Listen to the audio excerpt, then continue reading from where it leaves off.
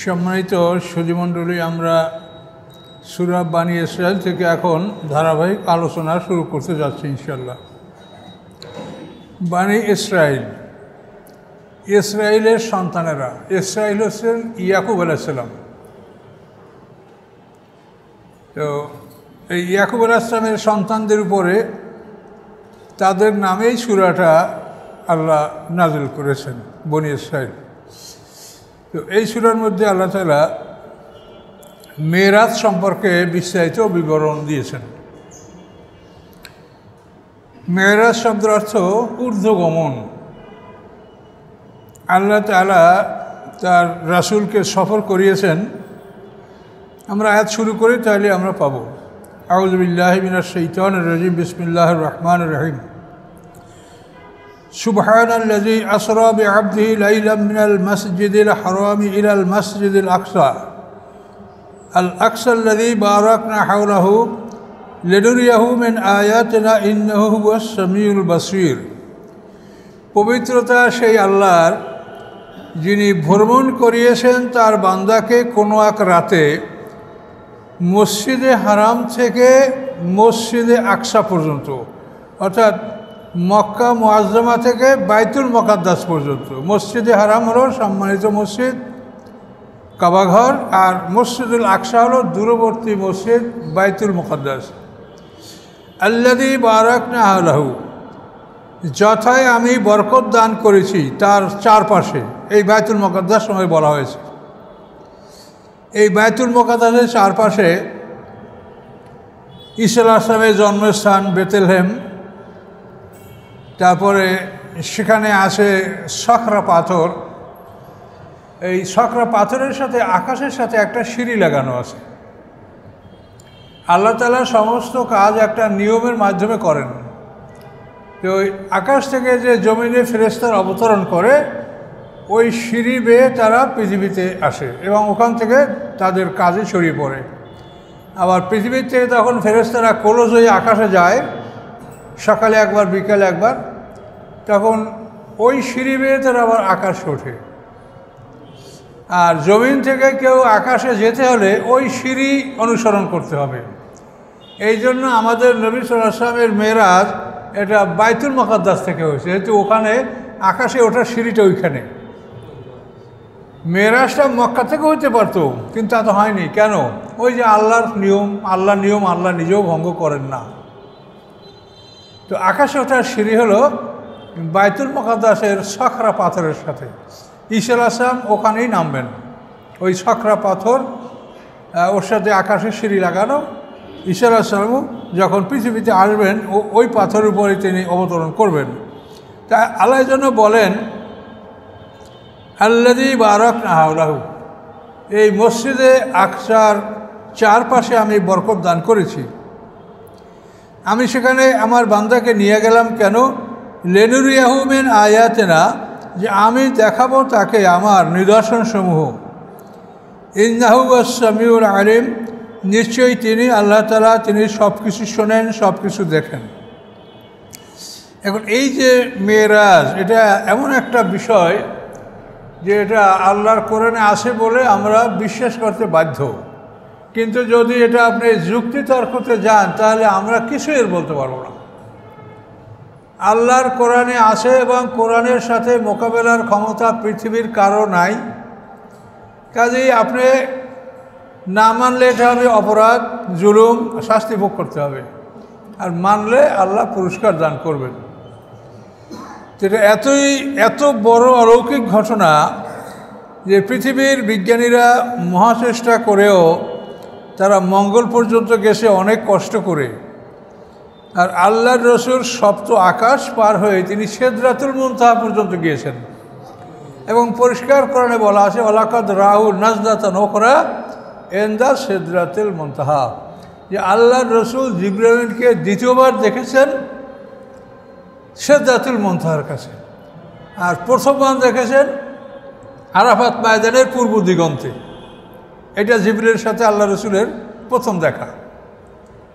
আল্লাহ রসুল জিবরাইলকে বলেন যে আমি আপনাকে আপনার আসল সুরাতে দেখতে চাই।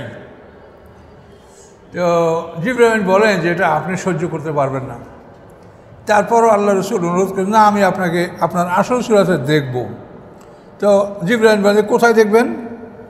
আল্লাহ রসুল বলেন, আফতায়। আফতা হলো মক্কা থেকে মদিনার দিকে যাওয়ার রাস্তা, এই আফতা নামে জায়গায়, মক্কা থেকে সামান্য কিছু উত্তর দিকে। আফতা বা তানিম এটা একই কাছাকাছি জায়গা। এখানে আমাকে আপনি আত্মপ্রকাশ করে আমাকে দেখা দেন। তো জিবরিল বলেন যে ওখানে সামলাবেন, ওখানে এটা পোষাবে না। তখন আল্লাহ রসুল বলেন, তাহলে আপনি হেরা গিয়ে আত্মপ্রকাশ করেন, ওখান থেকে হেরা পর্বত থেকে দেখব। না, এখানেও হবে না। তাহলে কোথায় হবে? আরাফাত ময়দানের দিগন্তে, বিশাল খোলা ময়দান, ওখানে হবে।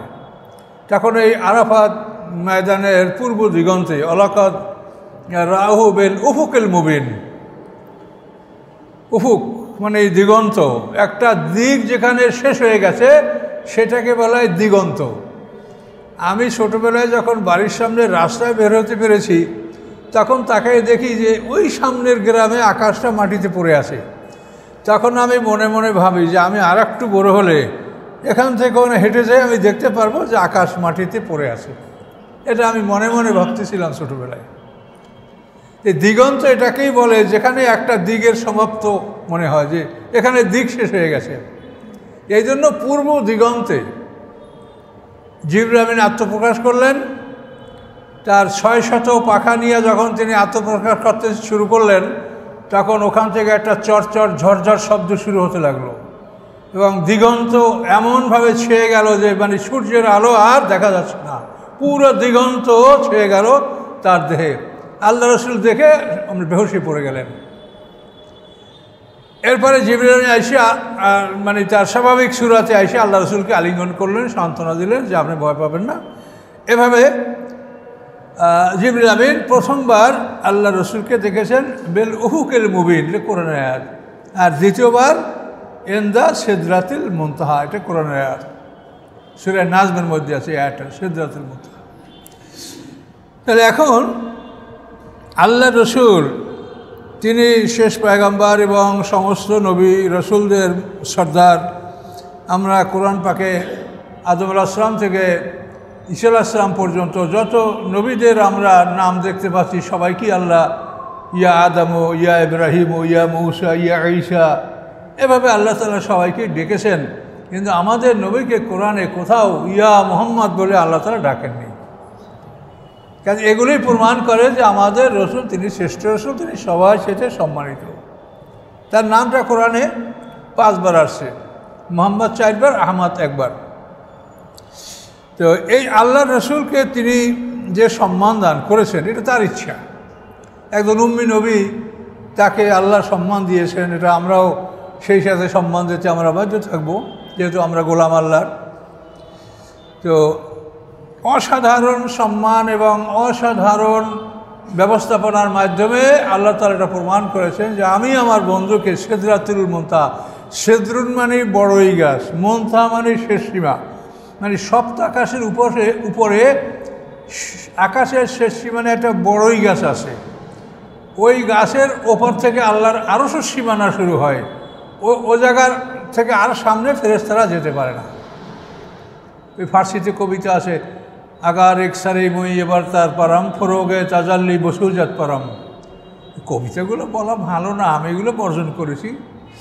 তো এখানে জিবরিল আমিনের উক্তি যে আমি যদি আর একটু সামনে আগাই তাহলে বাসুজাত পারাম, আমার এই সমস্ত পাখাগুলি পরগুলি পুড়ে যাবে।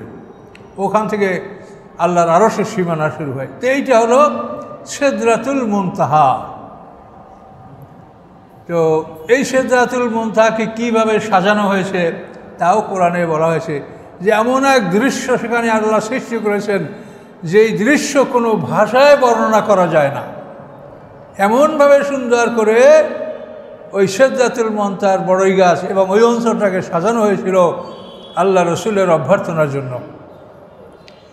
তো আমরা সেই নবীর উম্মত, কিন্তু আসলে আমরা তার আদর্শকে ধরে রাখতে পারছি না।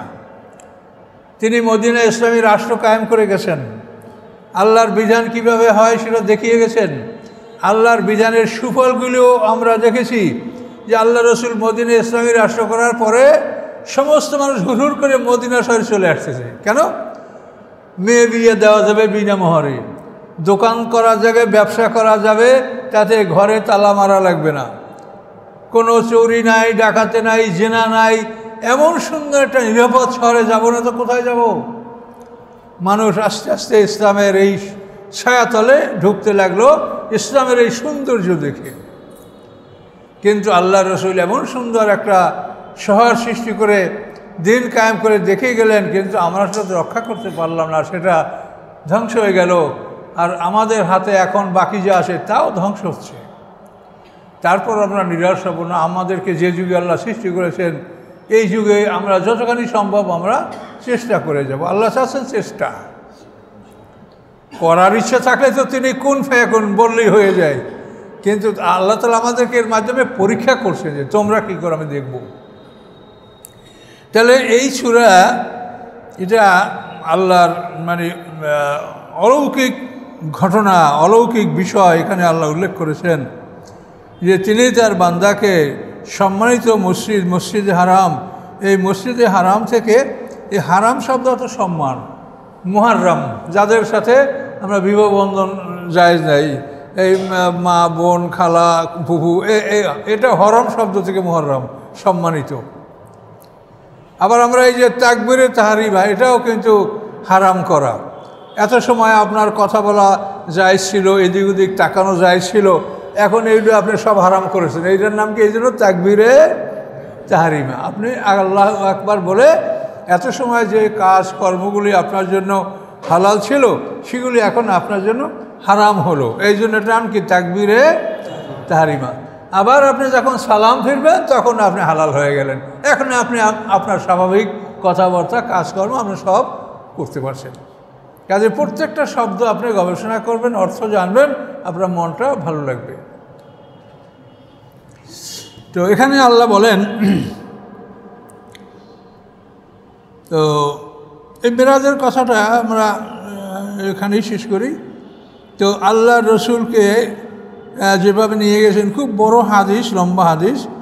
আল্লাহ রসুল বলেন যে আমি হজরে আমি তন্দ্রালু অবস্থায় ছিলাম। হজর হলো যে কাবাগরের যেটা ভাঙ্গা অংশ, হাতিম, হাতামা শব্দের অর্থ চূর্ণ বিচূর্ণ করা। এই জন্য একটা দোজকের নাম আছে হুতামা। এই হুতামা দোজকে যারা যাবে ওদেরকে হাড় গোড় একেবারে পিটিয়ে ভাঙিয়ে গুঁড়ো গুঁড়ো করে ফেলা হবে। হুতাম শব্দের অর্থ চূর্ণ বিচূর্ণ করা। হাতিম মানে ভাঙ্গা অংশ। আল্লাহ রসুলের 35 বছর বয়সে যখন কাবাঘর নির্মাণ করা অতীব জরুরি হয়ে পড়ল, কাবাঘরের ওয়ালগুলি ফেটে গেছে, এই ওয়ালের মধ্যে সাপ বসবাস করছে, যে কোনো মুহূর্তে ওয়াল ধসে পড়ে মানুষ মারা যেতে পারে। এখন কাবাঘর সংশোধন না করলেই নয়, এটা করতেই হবে। এখন সবাই ভয় পাচ্ছে যে আমরা এই ঘর কিভাবে ভাঙবো, এই ঘর ভাঙতে গেলে তো আমরা মরে যাই, আমাদের বিপদ আসে, আমরা কিভাবে কি করব। হঠাৎ করে দেখা গেল একদিন যে একটা ওকাব পাখি এসে ওই কাবাঘরের ফাটল থেকে সাপটা ধরে নিয়ে গেল। তখন তারা মনে করলো যে এটা আমাদের জন্য একটা শুভ লক্ষণ। তো এরপরে ওলীদ ইবনে মুগীরা আরবের শ্রেষ্ঠ ধনী, কিন্তু এই লোকটা জারজ, যার সম্পর্কে কোরআনে পরিষ্কার বিবরণ আছে সূরা কালামের মধ্যে। এই ওলীদ ইবনে মুগীরা কোদাল নিয়ে সবাই আগে গেল, সেখানে গিয়ে কোদাল মারল যে ওয়াল ভাঙবো। কিন্তু ওলীদ ইবনে মুগীরার যখন কোনো ক্ষতি হলো না, তার কোনো রোগ ব্যাধি হলো না, সুস্থ আছে, এটা দেখে সবাই এই ওয়াল ভাঙার কাজে সামিল হলো। ওয়াল ভাঙলো কাবার। এখন এই ঘরটা নির্মাণ করতে হবে। ঘরটা হলো 20x12। এটা আদম আলাইহিস সালামের সৃষ্টির 2000 বছর আগে আল্লাহ তাআলা ফেরেশতাদের দ্বারা এটা পৃথিবীতে স্থাপন করেছেন, যেটা সূরা বাকারা ইন্না আউওয়ালা বাইতুম উযিআ লিন-নাস, পৃথিবীর প্রথম ঘর যেটা মানুষের জন্য স্থাপন করা হয়েছে আল ইমরানে। এই আয়াতে আল্লাহ বলেছেন যে পৃথিবীর এটা প্রথম ঘর মানুষের, তার জন্য স্থাপন করা হয়েছে। এই ঘরটা হলো 20x12, এদিকে 20, এদিকে 20, এদিকে 12, 20x12 ঘর। এ দেখেন আমাদের যে পতাকা, এটা কিন্তু 10x6, ওই 8-এর মাপে কিন্তু কাবাঘরের মাপ, এবং এটা খুব সুন্দর একটা সাইজ। তো এই মাপে ফেরেশতারা আল্লাহর হুকুমে পৃথিবীর এমন একটা জায়গায় কাবাঘর স্থাপন করা হয়। তাফসিরে বলা আছে যে ফেরেশতাদের কেবলা বাইতুল মামুর, সপ্ত আকাশের উপরে ওই বাইতুল মামুরের ছায়া পৃথিবীতে যেখানে পড়ে ওই ছায়ার উপরেই আল্লাহ বলেছেন যে তোমরা আদমের জন্য কাবাঘর নির্মাণ করো। এই কাবাঘর 20/12 ফেরেশতারা নির্মাণ করেছেন। কাবাঘর যতবার ভাঙ্গা হয়েছে ওই ভিতটা ঠিক রাখা হয়েছে, যে ওই ভিতটা হলো ফেরেশতাদের করা, এবং ওই ভিতের উপরে সবাই করেছে। দেখেন ওয়াইজ ইয়ারফাউ ইব্রাহিমুল কাওয়ায়েদ মিনাল বাইত, কাওয়ায়েদকে তিনি উঁচু করেছেন, কাওয়ায়েদ যে নিচে করেছে কথা, তিনি যে ফাউন্ডেশনটা করেছেন তা কিন্তু না, ফাউন্ডেশনটা তিনি উঁচু করেছেন। দেখেন কোরআনের ভাষা, তাহলে দেখা যায় যে কাবাঘরের যে ফাউন্ডেশনটা ফেরেশতারা করেছে এটা কোনো পরিবর্তন হয়নি। এখন ওলীদ ইবনে মুগিরা ঘোষণা করলো হারাম টাকা দিয়ে আমরা কাবাঘর করব না। যাদের সুদের ব্যবসা আছে, যাদের মানে দাসদাসী কিনিয়া বেশ্যাবৃত্তি করো, যারা আয় করো, যারা মদ শরাব বিক্রি করো, তাদের টাকা নিয়ে আমরা কাবাঘর করব না। এখন ভালো মানুষের কোথায় টাকা আছে বলেন? এটা এখনও নাই, তখনও ছিল না, ঠিক কিনা বলেন?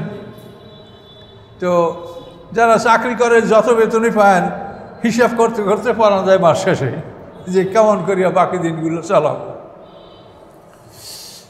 তো সময় তো শুধু এখন ওলীদ ইবনে মুগিরা ঘোষণা করলো যে আমরা হারাম টাকা নেব না। তো হারাম টাকা না নিলে যে টাকা ভালো মানুষে দিতে পারছে তার দ্বারা পুরা 20/12 কাবাঘর করা যাচ্ছে না, তাহলে কী করবো? অর্ধেক করো, তাও ভালো, আমরা হারাম টাকা ব্যবহার এই ঘরে করব না। শেষ পর্যন্ত সিদ্ধান্ত হলো যে অর্ধেক করা হোক, আর এই উত্তর সাইডে অর্ধেক এটা ফাঁকা থাকুক। এই যে ফাঁকা অংশটা এটা হলো হাতিম বা ভাঙ্গা অংশ, এটা এখনও এইভাবে আছে। এই কাবাঘর পৃথিবীতে মোট 10 বার সংস্কার করা হয়েছে। তো আব্দুল্লাহ ইবনে জুবায়ের এই হাতিমটাকে মানে কাবাঘরের সাথে মিলিয়ে পুরো কাবাঘর তৈরি করে আব্দুল্লাহ ইবনে জুবায়ের।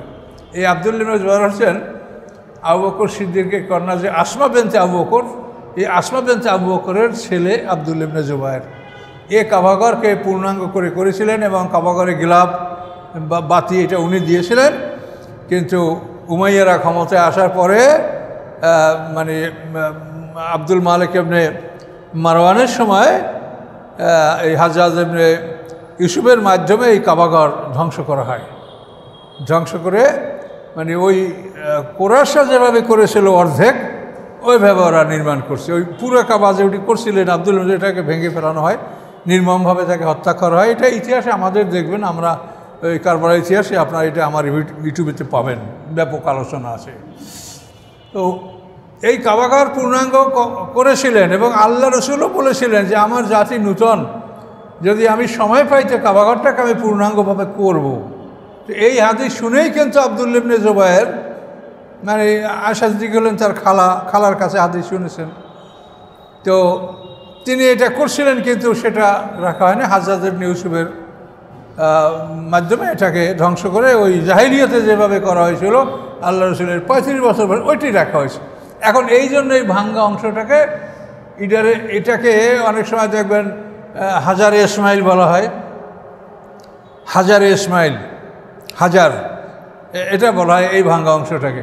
হাজারে ইসমাইল বলার কারণ হলো যে ইব্রাহিম আলাইহিস সালাম কাবাঘরকে যখন নির্মাণ শুরু করে দিয়েছেন, এবং হাজারে আসওয়াদের এই কর্নারে, এই হাজারে আসওয়াদ পর্যন্ত যখন আসছেন, তখন ইব্রাহিম আলাইহিস সালাম এই জায়গার পাথর কই, এটা ছেলেকে বলে ইসমাইল এইখানের পাথরটা তুমি দেখো কইয়া।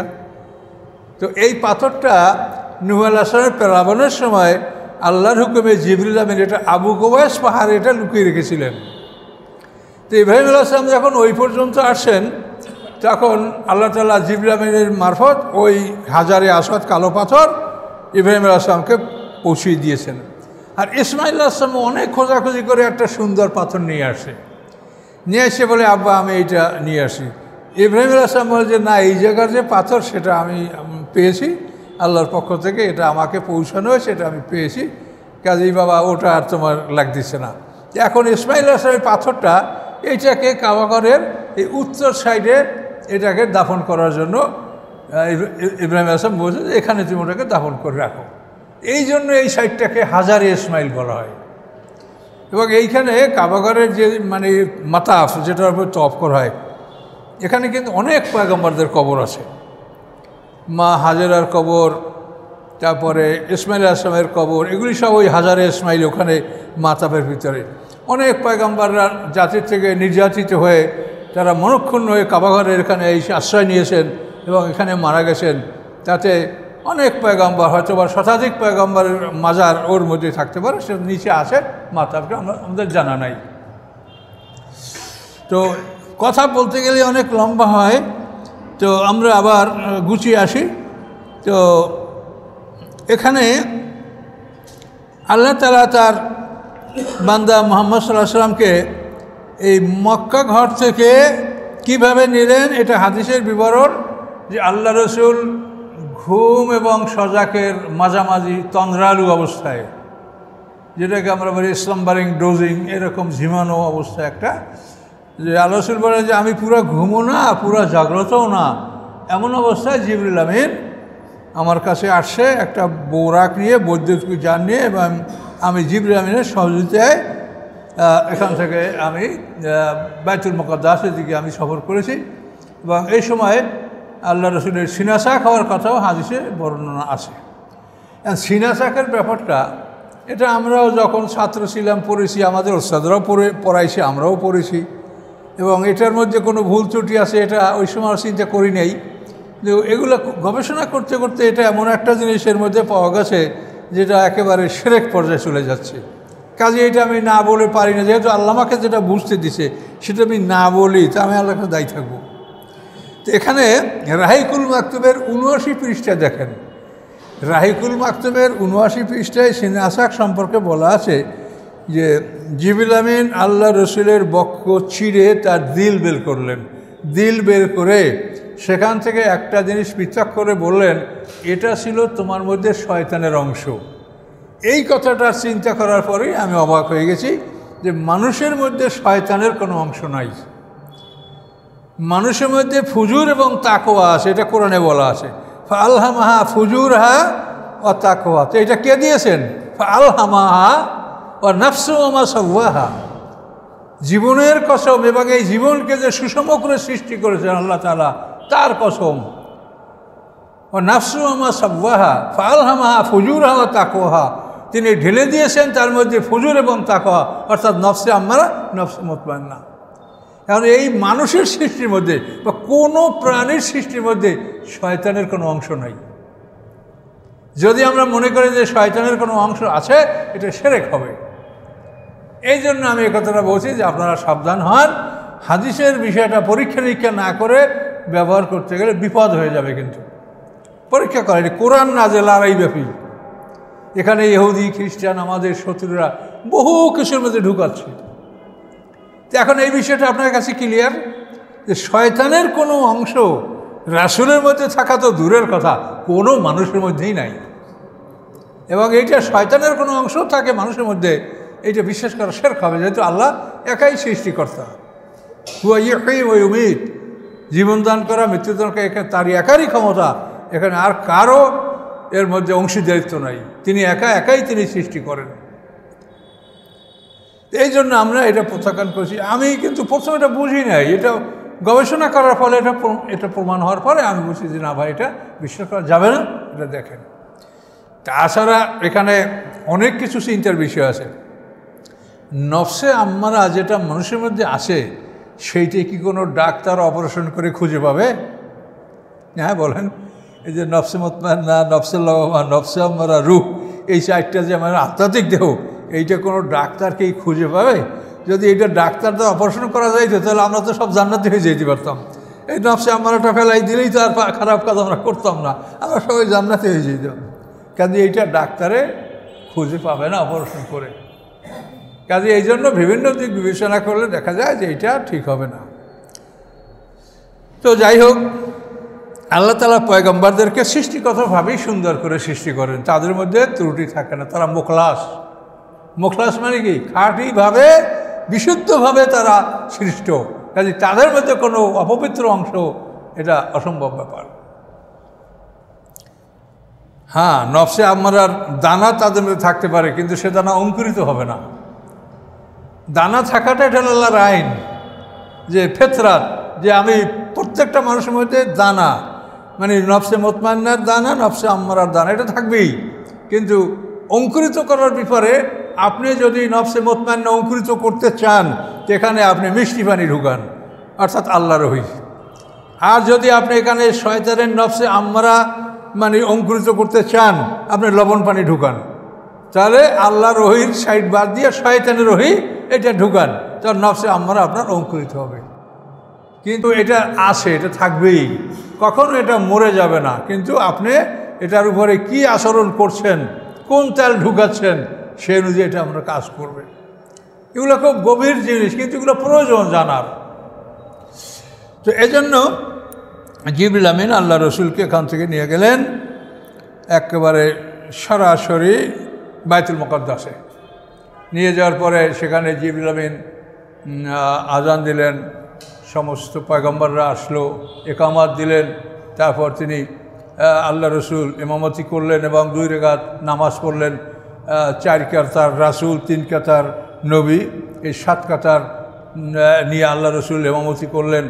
আল্লাহ রসুলের পিছিয়ে ছিলেন ইব্রাহিম আলাইহিস সালাম, তার ডানে বামে ইসহাক আলাইহিস সালাম, ইসমাইল আলাইহিস সালাম, এরা এইভাবে সব নবীরা সেখানে উপস্থিত ছিলেন।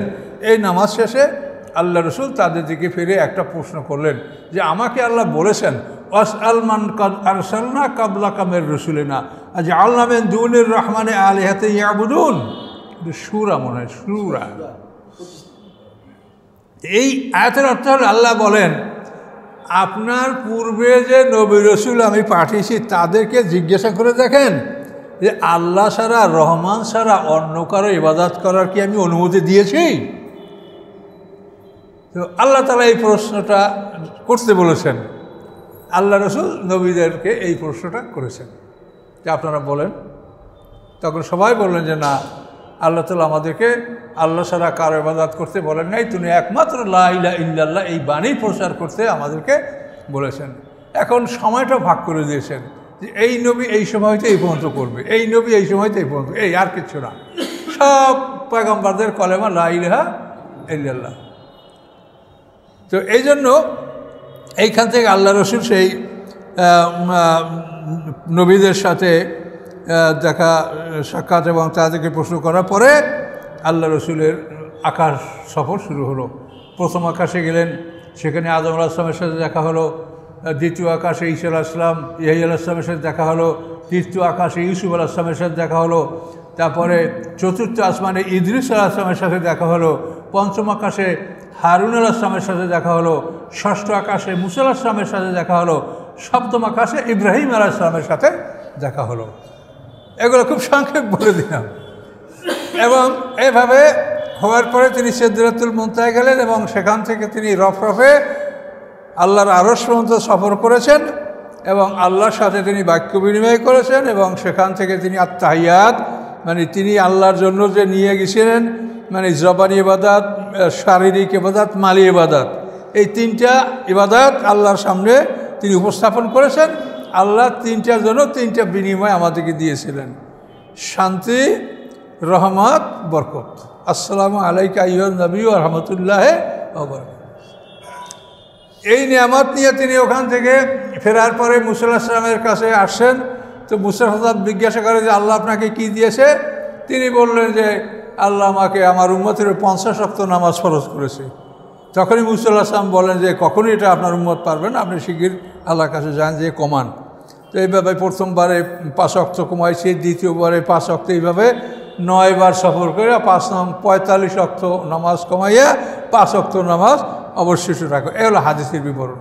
কিন্তু এই হাদিসটা সম্পূর্ণ কোরআনের খেলাফ। তার কারণ কোরআনের সময়টা ভাগ করে দিয়েছে। কোরআনে আল্লাহ বলছেন যে আমি তোমাদের দিনকে করেছি ছুটি, আর রাতকে করেছি ছুটি, দিনকে করেছি উপার্জন। ওয়াজআলনা নাহারা মাআশা আর ওয়াজআলনা লাইলা সুবাতা। রাত হলো তোমাদের ছুটি এবং দিন হলো উপার্জন। এই দিন উপার্জন, এই জন্য আমাদেরকে আল্লাহ ফজর থেকে জোহর পর্যন্ত কোনো নামাজ ফরজ করেন নাই। আর রাত আমাদের ছুটি, এই জন্য এশার পর থেকে ফজর পর্যন্ত আমাদের নামাজ আল্লাহ ফরজ করেন না। আপনি ওভার ডিউটি করতে পারেন, তাহাজ্জুদ পড়ে, আপনার এটা স্পেশাল সব। তাহলে এই হাদিসগুলি এভাবে বলা হয়, সেগুলি সব ইহুদিদের ষড়যন্ত্র। তারা মুসা আলাইহিস সালামকে বড় করতে চায় এবং প্রমাণ করতে চায় যে তোমাদের নবী এ তো কিছুই পারত না, আমাদের মুসা না হইলে তোমরা তো সর্বনাশ হয়ে গেছিলে, 50 ওয়াক্ত নামাজ ফরজ করছিল। এগুলো হলো ইহুদিদের চক্রান্ত। এই জন্য এইসব কথা আপনাদেরকে বুঝতে হবে। তো সম্মানিত সুধী, এরপরে আল্লাহ রাসূল ওখান থেকে জান্নাত জাহান্নাম সফর করেছেন। এই সফরে তার 27 বছর সময় পার হয়েছে। এই সফর শেষ করার পরে আবার জিবরিল আমিনের মাধ্যমে আল্লাহ রাসূল যখন মক্কায় আসেন ফজরের টাইমে, আসার পরে তিনি খুব চিন্তাগ্রস্ত অবস্থায় বসে থাকলেন। তখন আবু জাহেল তার কাছে এসে বলে, কি ভাতিজা, তুমি চিন্তা করো কি, আজকে কিছু পেয়েছো? হ্যাঁ পেয়েছি। কি? যে আমাকে বাইতুল মুকাদ্দাস নিয়ে যাওয়া হয়েছিল। কপালে হাত দিয়ে হায় রে, আচ্ছা তুমি বাইতুল মুকাদ্দাস গেছো, বা সেখান থেকে এখন আমাদের মাঝে? হ্যাঁ।